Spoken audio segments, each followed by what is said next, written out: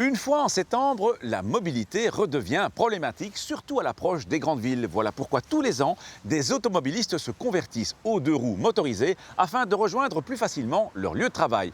Nos conseils du jour les concernent, mais concernent aussi les autres usagers. Le choix de son deux roues motorisées dépend fortement de l'utilisation qu'on veut faire de la moto. Si on pense plutôt à des déplacements domicile-lieu-travail, il faut peut-être mieux penser à un scooter 125cc ou un maxi-scooter ou des modèles qui sont assez maniables dans les embouteillages.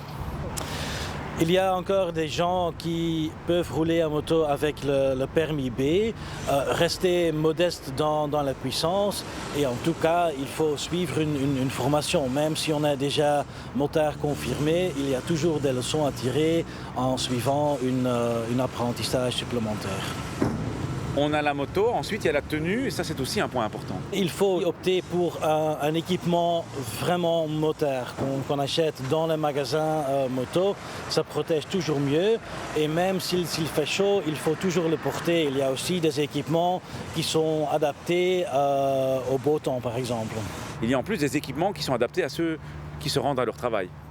À l'heure actuelle, il ne faut pas mettre des vêtements typiquement motards, des grands vestes en cuir. Il y a aussi des vestes et des pantalons comme une tenue de ville. Donc, même pour aller au travail, on peut se présenter en tant qu'homme ordinaire et pas forcément comme motard.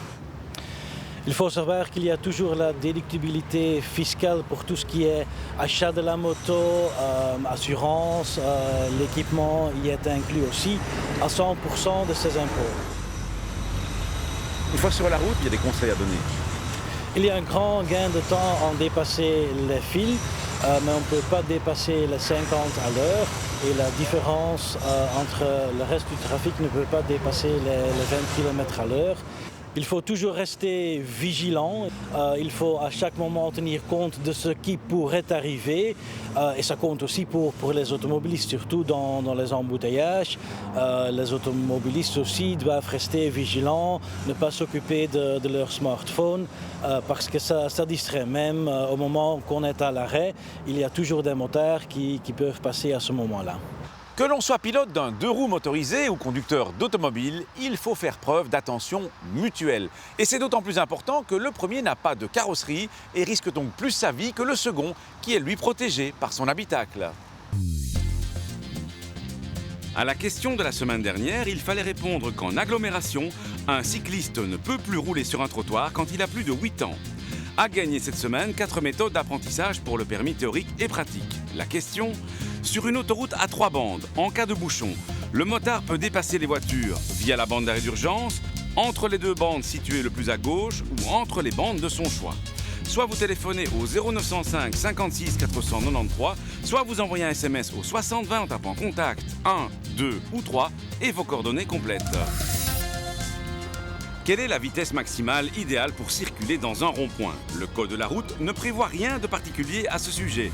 En agglomération, vous pourriez donc théoriquement y rouler à 50 km/h par exemple.